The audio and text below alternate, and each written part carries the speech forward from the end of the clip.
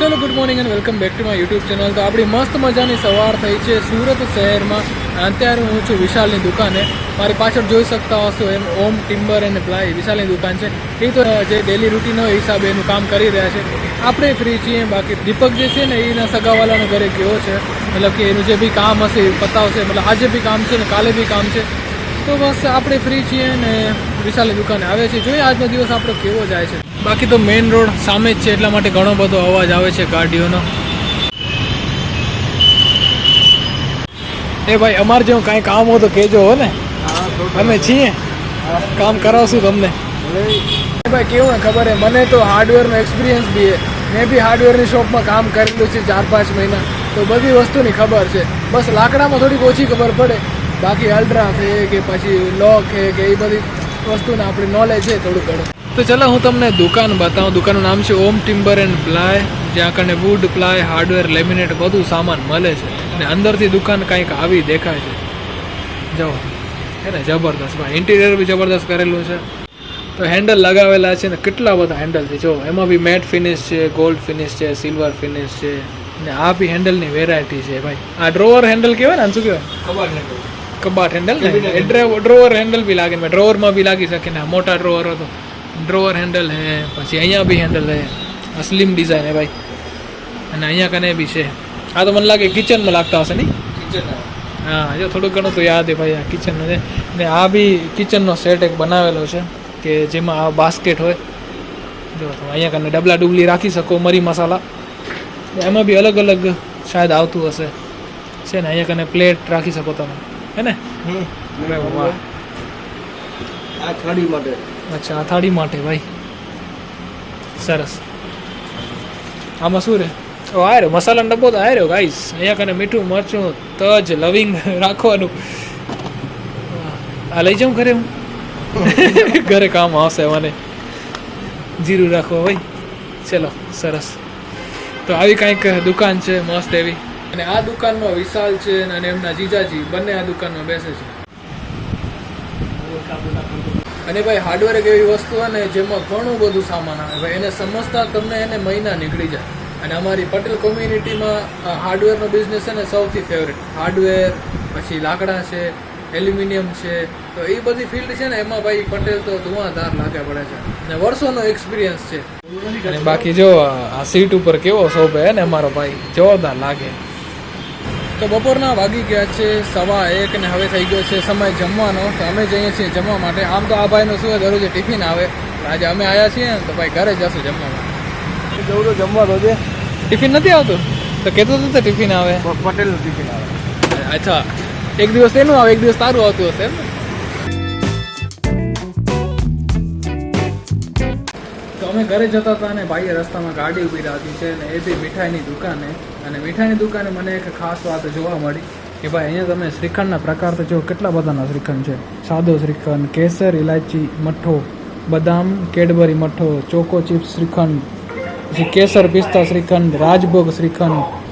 કેટલા બધા શ્રીખંડના પ્રકાર છે. જો તમારે આપણે તો ટ્રાય જ નથી. આપણે તો સાદો શ્રીખંડ જ ખાધો છે આજ સુધી. બાકી આ કદી ટ્રાય નથી કરી, ચોકો ચિપ્સ ને એ બધું.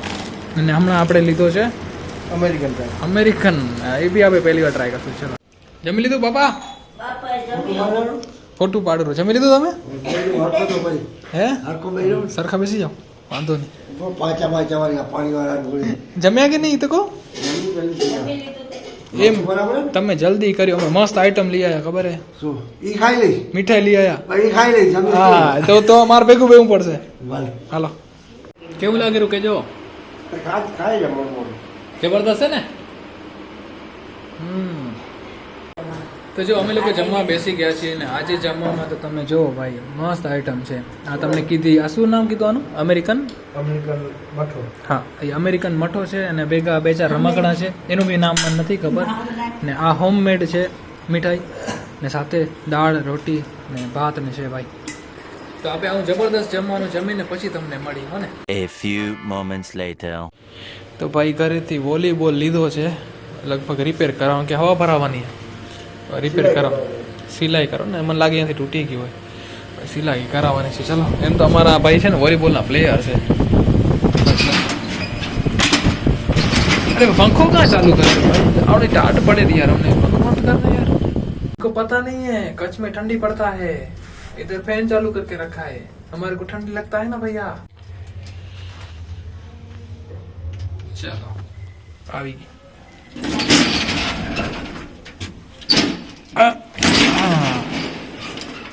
તો આપણે પાછા દુકાને જઈએ છીએ। દુકાને જવાનો ટાઈમ થઈ ગયો છે, થોડોક આરામ કર્યો આપે, અડધો પોણો કલાક જેવો। ભાઈ બાકી એક વાત એ કે આ દુકાન છે ને ભાઈ, લોકેશન બહુ જબરદસ્ત છે। મતલબ અહીંયાથી તમે જોવો ને તો રોડ ઉપર જેટલી બી ગાડીઓ દેખાય ને, તમારો ટાઈમ પાસ બહુ મસ્ત થઈ જાય ભાઈ। સવારથી તમે અહીંયા બેઠા હો ને તો બી તમને એમ થાય કે હા ભાઈ દિવસ નીકળી જાય, એટલી બધી ગાડીઓ જાય। આ કયો રોડ કહેવાય ને? હજીરા રોડ। હજીરા રોડ। તો હજીરા રોડ ઉપર આ દુકાન આવેલી છે। તો ભાઈ લોકેશન જબરદસ્ત છે। હું કલાક બેસું તો એમ ખબર ના પડી ભાઈ કલાક કેમ નીકળી ગઈ, એટલી બધી, એટલા બધા માણસો ને એટલી બધી ગાડીઓ જાય। બીજું કઈ કામ હે? અરે યાર કાંઈ કામ બતાવો તો મજા આવે એમ થાય કરી। મહેમાનને કામ ન કરાવે ને। હા અમે મહેમાન અમને સમજતા જ નથી યાર, તમે અમને મહેમાન સમજો પણ અમે નથી સમજતા। કેદી આવી મહેમાન કહેવાય ને।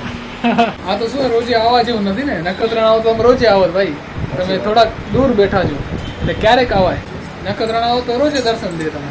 તો જો પછાના કંઈક 5:30 વાગે છે ને અમે લોકો આવ્યા છીએ ચા પીવા માટે। આ એક ચોરસ્તો છે બાજુમાં, ત્યાં આગળ, અને હેવી ટ્રાફિક થાય અહીંયા કને તો ભાઈ। અને આમ તો શું હોય, ચાનો ટાઈમ નીકળી ગયો છે, થોડીક લેટ ચા મળી છે। આમ તો શું 3-3:30 વાગે ચા પીવી જોઈએ, પણ આપણે 5:45 વાગે મળી છે।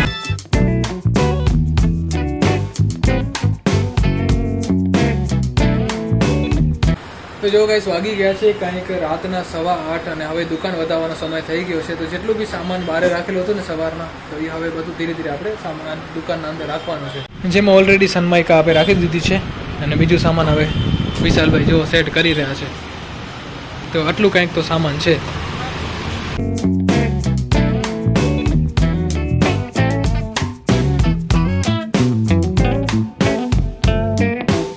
તો ફાઇનલી દુકાન વધાવાઈ ગઈ છે અને હવે આપણે જઈએ છીએ ઘરે। તો અમે ઘરે આવી ગયા છીએ ને ફ્રેશ થઈ ગયા છીએ, અને હવે પ્લાન કંઈક એવો છે કે અમારા ભાઈને યાદ આવી છે બહારના જમવાની। તો મને કહે કે આજે આપણે બહાર જમશું, ઘણા ટાઈમ તો સાહેબ એને બી જમ્યું નહીં હોય બહાર તો હે, તો એટલે આજે પ્લાન થયો છે બહાર જમવાનું। જોઈ આજે આપણા ભાઈ આપણે શું જમાડે છે। અહીંયા જો વિશાલના મમ્મી ને પપ્પા મસ્ત જમીન હવે સિરિયલ જોવે છે કે જે બી જોવે છે। સિરિયલ શું હોય? સિરિયલ જોવે છે મસ્ત, બરાબર હે, એન્જોય। બાકી મને થોડુંક ઠંડા જેવું લાગે છે, તો ભાઈ મેં સ્વેટર પહેરી લીધું છે। આ ભાઈ સ્વેટર નથી પહેર્યું ભાઈ, એનું તો અહીંયા રોજનું હતું, એને ખબર હશે ભાઈ, એને ઠંડી નથી લાગતી, આપણે તો ઠંડી લાગે છે થોડીક એવી। તો મારો ભાઈ મને અનલિમિટેડ પિઝા મળે ને એવી હોટલમાં લઈ આવ્યો છે, અને અહીંયા તો ભાઈ સ્ટાર્ટિંગમાં જ ઘણી બધી આઈટમ છે, જેમાં મેં ઓલરેડી આ તમે જો સૂપ લીધું છે, આ સાથે ફ્રાઈડ રાઈસ છે, મંચુરિયન છે, આમ તો ઘણી બધી આઈટમ આજે જો મારા ભાઈએ લીધી કેટલી બધી હે ને, પાસ્તા અને નૂડલ્સ ને ચટપટી મળે ભાઈ।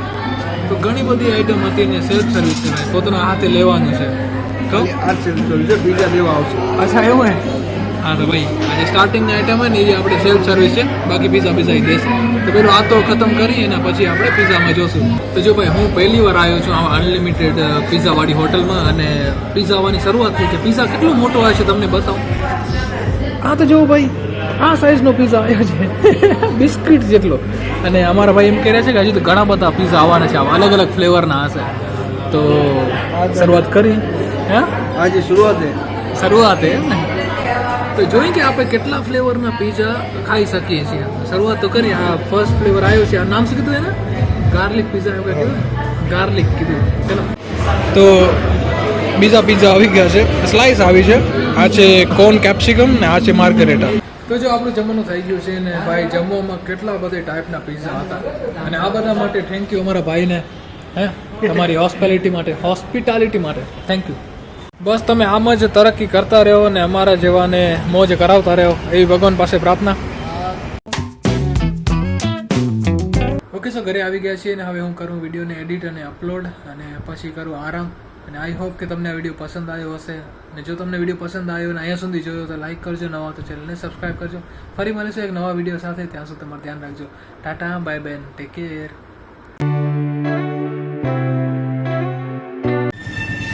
જો એ તારું હેલ્મેટ હે ને આ મારું હેલ્મેટ હાલશે ને આ મારું હેલ્મેટ